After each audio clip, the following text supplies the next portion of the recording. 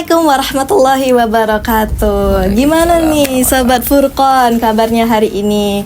Harapannya baik, sejahtera dan bahagia ya. Nah, tanpa berbasa-basi, sepertinya Sobat Furqon juga sudah sangat menantikan sesi podcast kita kali ini, yakni One Day with Professor. Bersama Profesor, boleh Prof diperkenalkan? Oh ya, saya Abu Hasan, salah satu profesor di Politeknik Negeri Sujaya di bidang ilmu teknik kimia dan material. Oke, terima kasih. Boleh kami tahu nggak nih Prof, biasanya Profesor sendiri akrab dipanggil apa nih Prof? Ya, terima kasih Mbak ya. Kalau saya tuh sering dipanggil dengan Pak Abu. Pak Abu. Cukup singkat Pak Abu gitu. Cukup singkat dan Pak Walaupun Abu. artinya Pak dengan Abu tuh sama. Kenapa tuh Prof? Pak dan Abu tuh sama? Ya, Abu itu artinya bapak ya.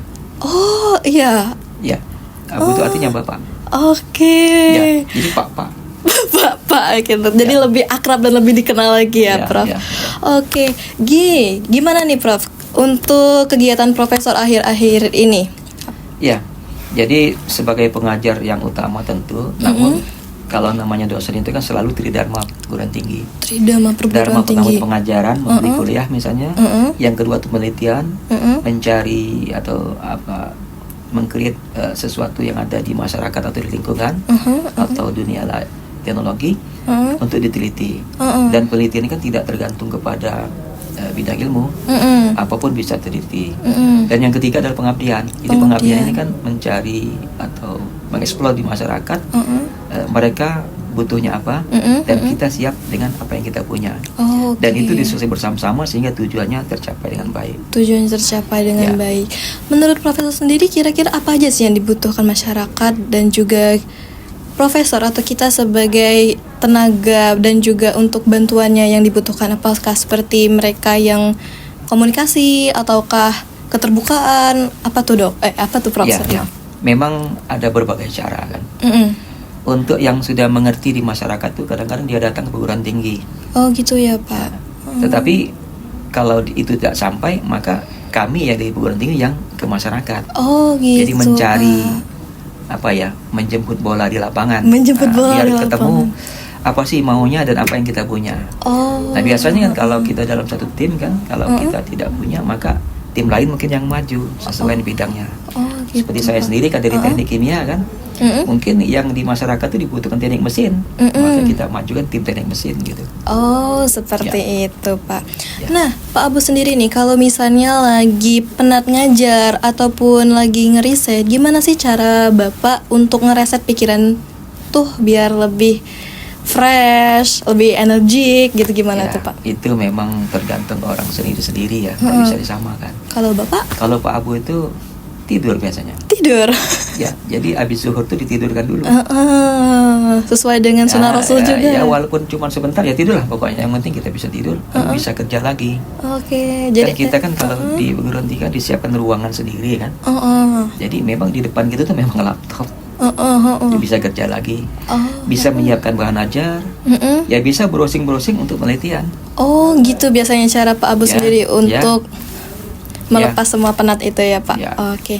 Terus boleh juga gak Pak nih cerita gimana sih dan kenapa Bapak memilih dunia teknik bukan bidang yang lain itu Pak? Ya itu juga mungkin kembali ke sifat kita ini ya. Karena waktu belajar dulu terasa mudah untuk belajar ilmu teknik itu. Oh, praktek gitu ya Pak atau gimana? Misalnya gini ya, di SMA kan sudah ketemu kimia kan, sudah ketemu fisika, matematika kan. Nah itu belajar itu enak, mudah dimengerti maksudnya. Bukan berarti pelajaran lain tidak mengerti, bukan. Jadi hanya senang begitu ya, senang. Lalu karena sudah lebih agak mendalam maka dilanjutkan di teknik. Oke. Lalu mengapa pilih teknik kimia? Dikatakan tidak sengaja juga boleh, karena teknik kimia itu di masyarakat tidak dikenal. Yang dikenal itu kimia. Hanya kimia saja. Teknik kimia itu tidak dikenal kan. Maka masih terasa begitu asing. Masuk teknik kimia, di awal memang terasa berat karena teknik kimia itu pelajaran gado-gado. Fisikanya ada, kimianya pasti, matematika ada, fisika juga gitu. Dan masuk biologi itu ada di teknik kimia. Gitu. Ya, jadi digabung ke sana teknik kimia. Yang tidak tahu di masyarakat. Jadi itulah yang mengawali perjalanan Bapak untuk memilih teknik kimia. Nah, dan gimana sih menurut Bapak sendiri kita boleh tahu nggak nih Pak, siapa sosok yang paling berpengaruh dalam perjalanan Bapak dalam selama menempuh pendidikan ini Pak? Yang pertama pasti orang tua ya. Yang kedua saudara. Saudara. Jadi saya cuma 2 saudara, satu kakak perempuan, selisihnya 8 tahun dari saya. Dia tidak sekolah. Lalu orang tua juga tidak sekolah. Jadi kalau istilahnya Andre Wongso ya, SDTT. SDTT apa itu Pak? SD tidak tamat.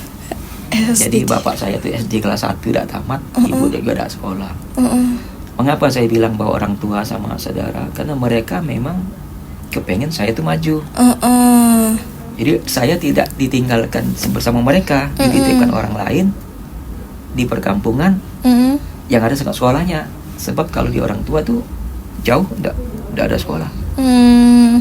Kita mulai sekolah, dan terima kasih ya, mungkin berkat Tuhan juga bahwa dalam sekolah itu termasuk mudah belajar itu. Masya Allah. Itu saja. Walaupun keadaan seperti itu, tapi belajar itu mudah. Sehingga ya bisa menamatkan sekolah. Kalau boleh flashback berarti Bapak pasti salah satu peraih beasiswa kah Pak? Oh tidak, zaman dulu itu susah beasiswa, bukan seperti sekarang. Oh gitu. Boleh cerita nggak Pak? Saya di SD, SMP, SMA tuh dulu kalau selalu tuh tidak, tapi beberapanya sering juara umum. Tapi zaman itu tidak muncul beasiswa. Oh gitu ya Pak? Ya zaman itu memang begitu. Kalau sekarang kan luar biasa kan. Maka sekarang tuh tergantung orangnya. Beasiswa banyak sekali kan. Itu. Nah waktu kuliah saya down.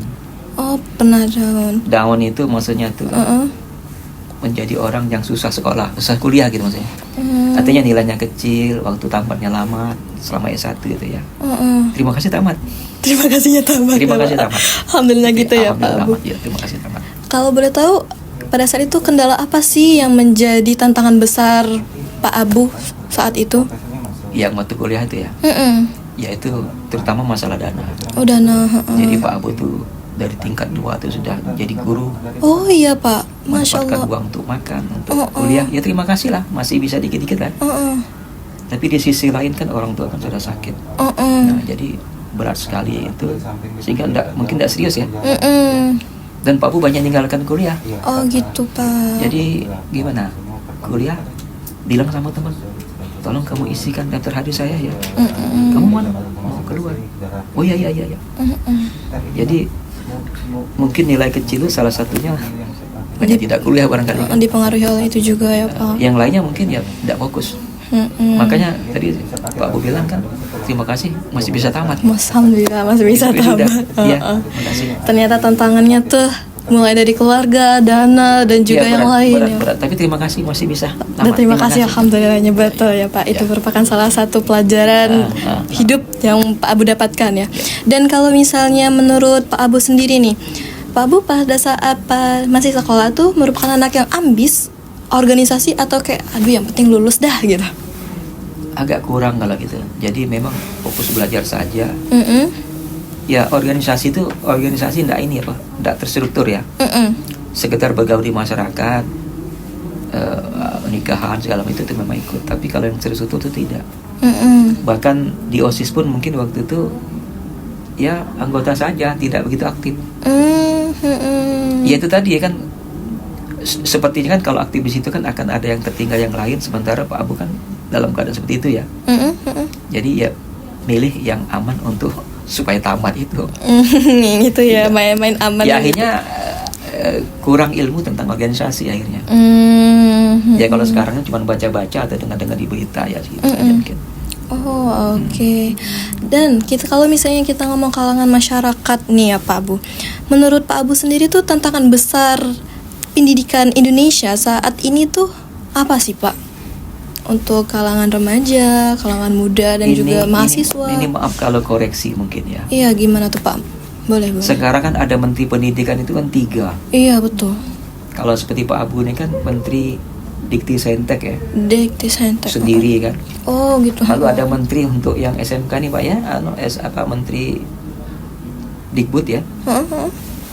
Nah kalau kami itu kan yang dari perguruan tinggi kan, Menteri kami itu langsung ke universitas. Enggak lulus langsung. Tapi kan kalau Menteri Dikbud kan tidak. Iya betul Pak. Yang melaksanakan pendidikan kan Pemda, pemerintah daerah kan. Jadi dia tidak langsung. Kalau menurut saya mestinya langsung seperti kami itu.